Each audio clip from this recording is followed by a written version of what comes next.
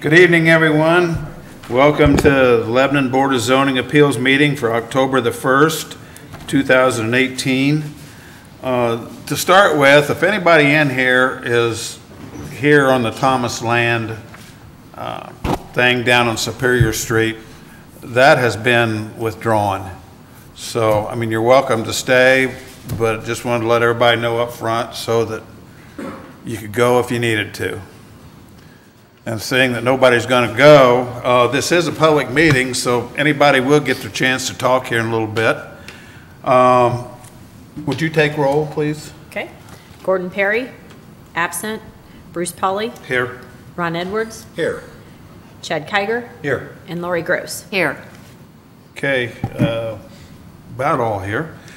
Okay, we have had roll call. Has everybody had a chance to look at the minutes to last month's meeting? And I would like to have an approval of that, if I could, please. I make a motion that we approve the minutes as written.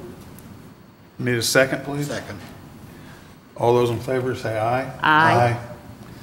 Okay, the approval of the minutes has passed.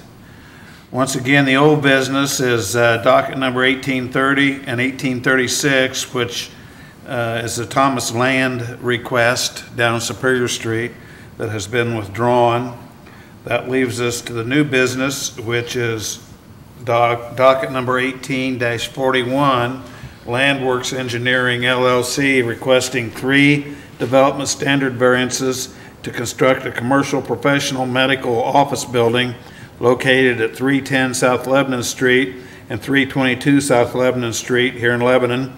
The property is zoned PBC, Planned Business Commercial, and is in the Thoroughfare Overlay District. They are looking to have three changes to the UDO, building height change, a corridor buffer change, and a facade offset change. Mr. Ben, would you?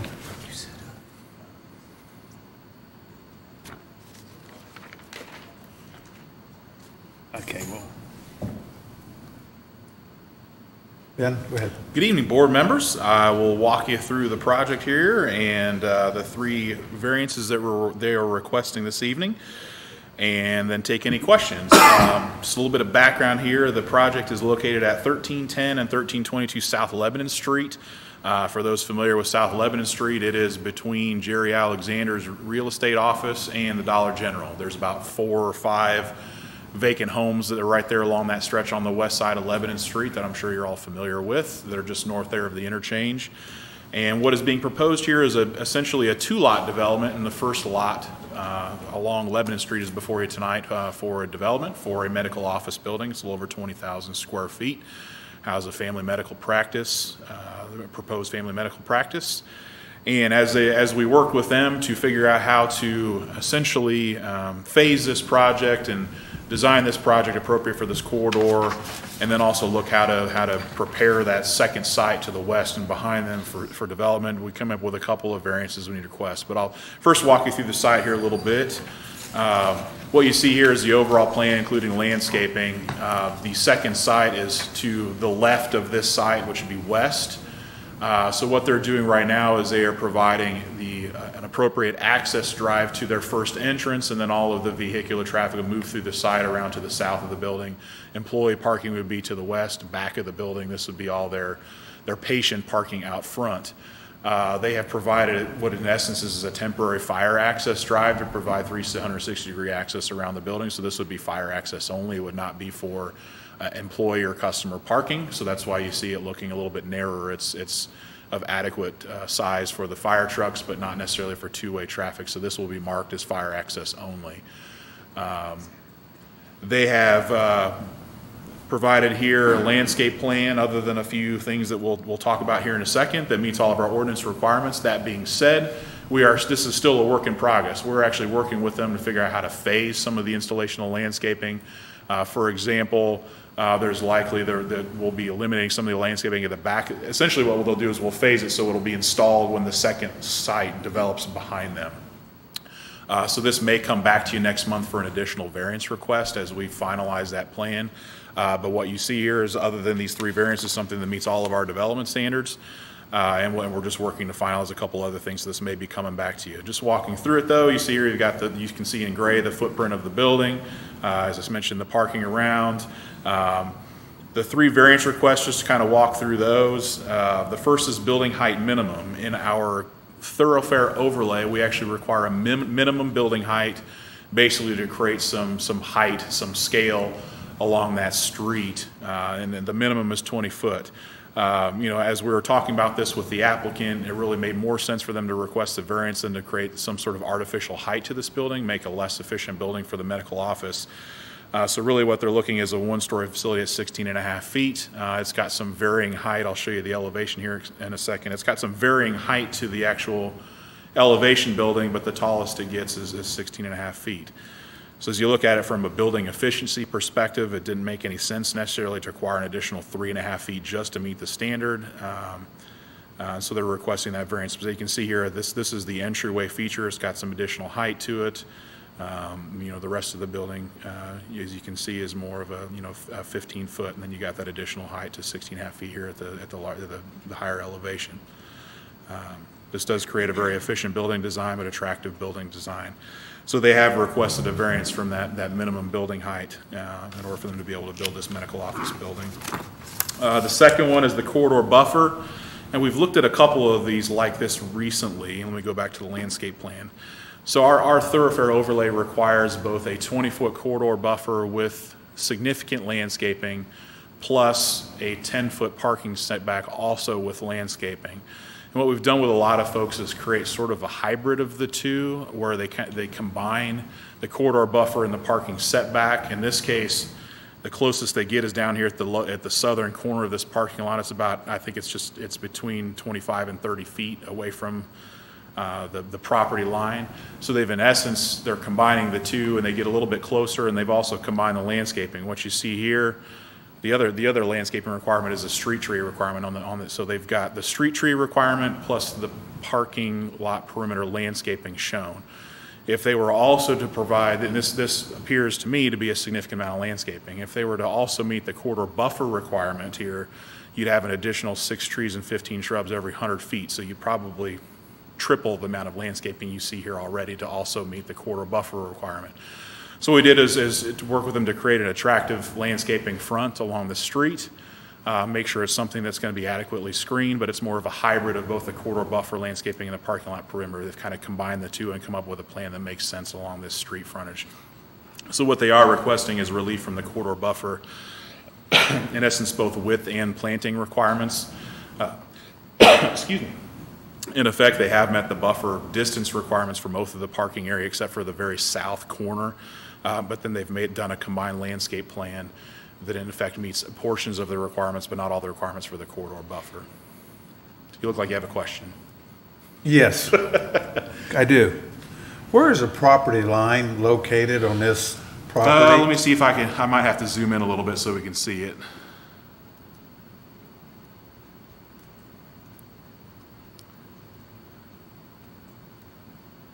Have to go to another plan. It's this line right here that you see. So that's the back of sidewalk?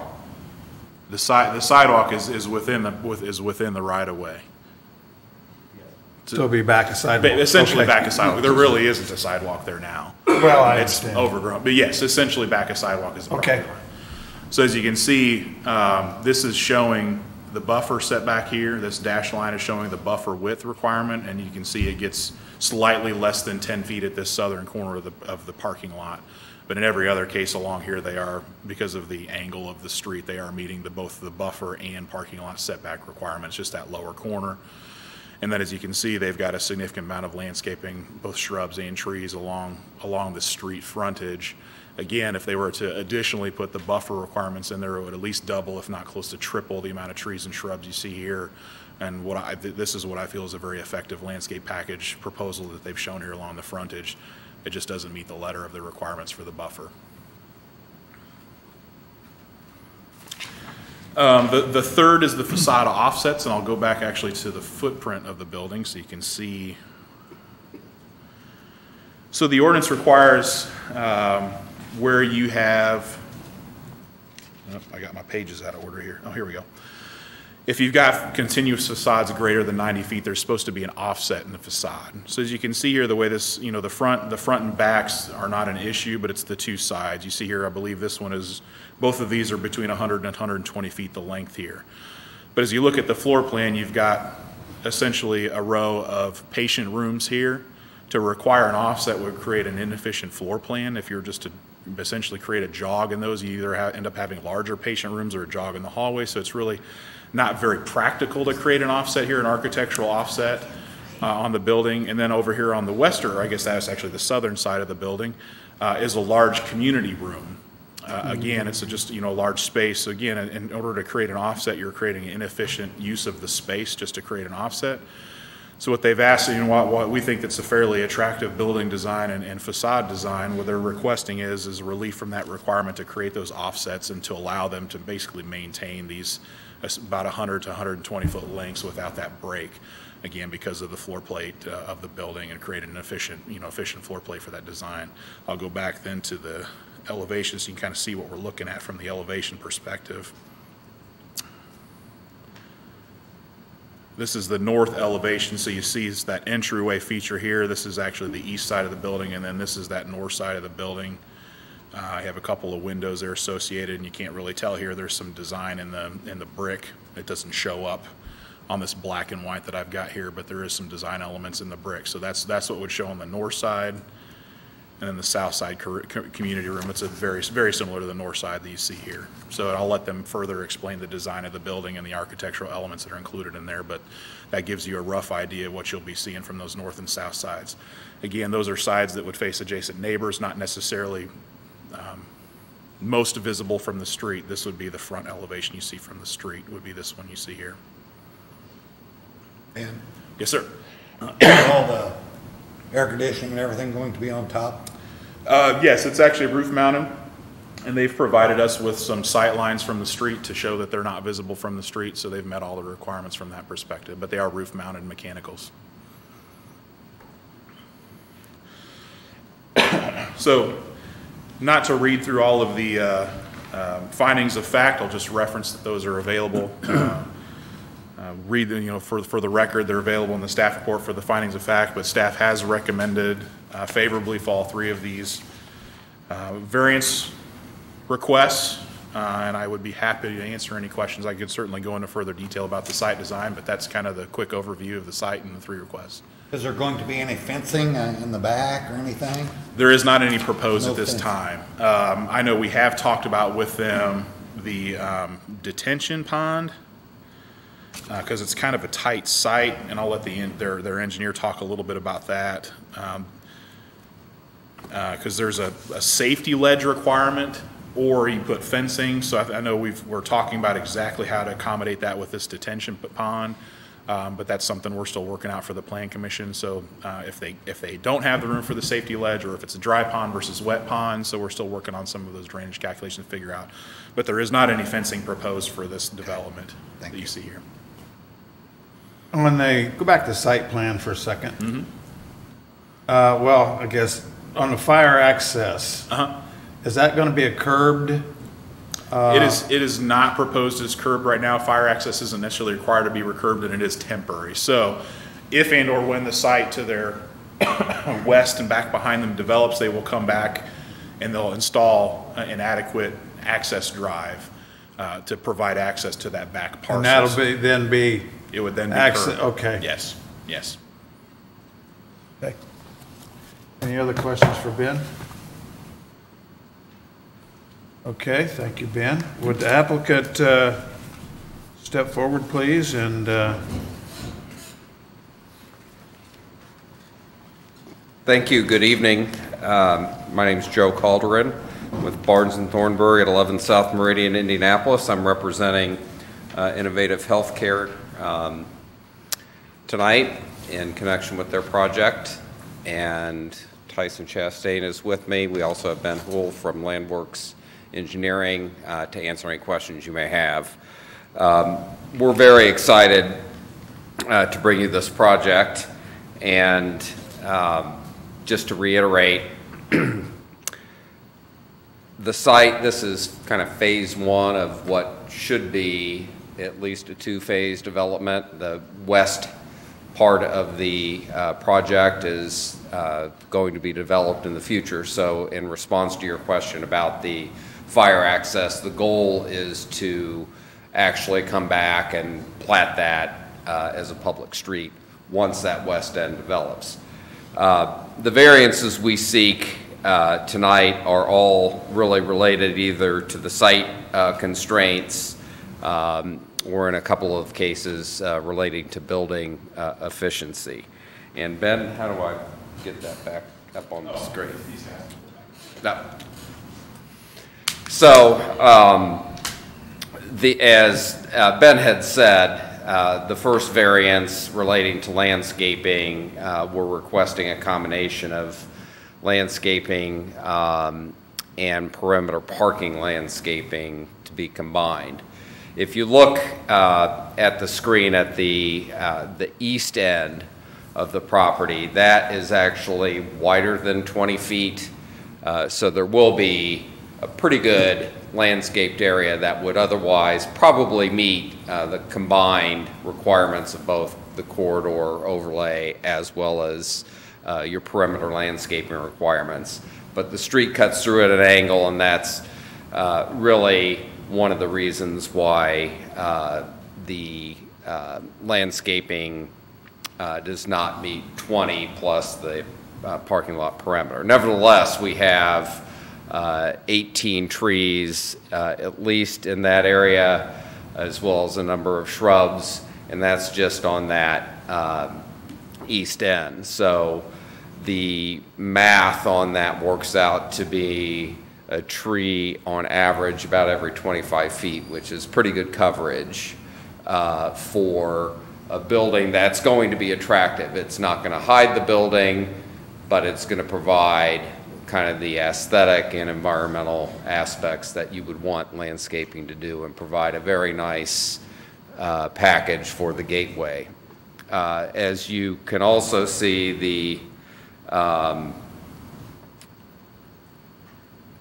entire perimeter also has landscaping around it, as well as the interior of the parking lot. So when you look at the entire package, I think the intent of the corridor overlay as well as your landscaping standards will be met, while still providing my client with an opportunity to be able to showcase the building. The building height variance relates to building efficiency. This is a one-story building. It's 20,000 feet, so it's going to be a significant building. It's medical office. It only needs to be one level. They've added a parapet, which will certainly screen the mechanicals, as well as provide some decorative relief, and that parapet extends over 19 feet. So there are portions of the building that will be significantly higher than the 16.5. And a number of the portions of the building, at least on the elevation that I have, is 16 feet 11. Just looking at some of the other buildings in the vicinity, as you know, there are retail and restaurant, convenience buildings. Those are all 14-footers, 15-footers. So we're not out of character. We understand the goal of the corridor, and we think that there won't be a significant detraction from what we're proposing. And yet we'll be able to retain our building efficiency. And that kind of relates to the last variance that Ben pointed out, and that's related to the architectural relief for the cutout requirements. The front part of the building, or the east face, no issues there. That's the face that most everybody will see readily driving down the street. It's the two sides, north and south side. Both of those will have windows, so they won't be just void of interest. The high quality materials, brick, stone, limestone combination, and again, there's perimeter landscaping. So there won't be any warehouse effect, if you will, on either the north or south sides of the building. We think, just to kind of summarize for you, and the staff did a great job proposing findings, but we don't believe any of the variances that we're proposing hurt the community or treat it disrespectfully, which is kind of the first finding. We're not asking for relief on things regarding parking or things that could lead to congestion. This is actually going to help improve redevelopment efforts for nearby properties. We're certainly going to be, we think, the shining diamond in that area. So we don't feel that we're going to detract at all from any of the adjoining properties. In fact, with our future plan and once we replat and add that street on the east side, we think that we're actually going to be helping adjoining properties as well as the community. And we think that finally, sometimes we get into corridor plans and the standards are kind of a one-size-fits-all scenario. We have to also deliver a product at a price, and we think that this use is the right use for this location, and we just can't practically meet every single standard. Keep in mind, we're asking for 3, but there are a lot of other standards that we do meet, and the variances we think are very minor. So we hope, and it's been my experience with this board, that you've been very understanding with redevelopment projects. And as you know, there's another backup. We have to go to Plan Commission for development plan approval, which will be a couple weeks. As Ben mentioned, we may be back in a month or 2 because the plans are evolving, but my client is desirous of closing by the end of this month so they can get started on the project. They anticipate starting construction next spring if all goes well. So we thank you for your time, and again, we have 2 more members of the team that can answer any questions you might have. Thank you. Thank you. Do either one of the other 2 want to say anything, or are you? Certainly. My name is Ben Hool. I'm with Landworks Engineering. I was the applicant on this, on the request for variances. Just to kind of follow up on what Ben had originally said about the detention pond, we have come up with a design. It is what you see here. That has been submitted to Carrie Daly and the engineering department for review, and will then move forward to get approved both by Public Works and then Plan Commission, hopefully. Right now, that is as a dry pond, so we're not showing a fence around that currently, around the pond, and there shouldn't be a need for it. There shouldn't be a safety concern there at all. So that's, as far as the design there is concerned, that answered that question. But I'd also like to point out and just thank Ben for working with us through this process. It's been a lot of shifting and back and forth and kind of last minute, but we came up with, the plan has actually stayed remarkably the same, and reaching the agreement on what we are going to do and moving forward with the variances and coming up with the landscape plan. Ben has worked with us very well over the past couple of weeks. I just wanted to commend him for that. Thank you. Thank you. My name is Tyson Chastain. I'll be the owner of the property. And I first wanted to thank you all for being here because we're very excited. I think you guys have heard that. I also want to thank Ben. We've been through a lot over the last year and a half. I'm sure you're all familiar with the site. It is a difficult one. It's been there for a long time. So we're dealing with issues not related to a traditional commercial property. And the city's been very helpful in helping us understand what's there, how we can connect to stormwater, sewer, utilities, etc.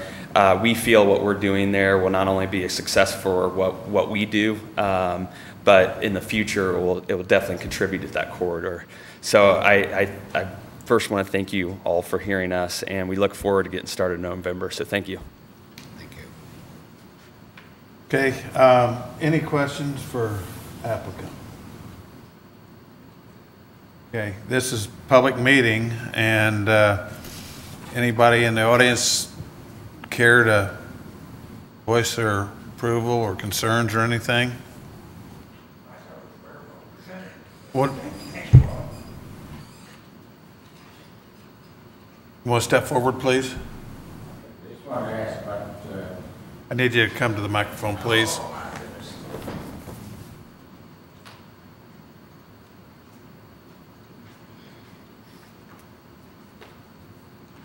Tom Hassel, we live right across the street, 1323. And my concern is about traffic. It's hard to get out of our driveway now, so I just wondered if that had been looked at or addressed, that's all. Okay, Ben, would you? Well, okay, let's close.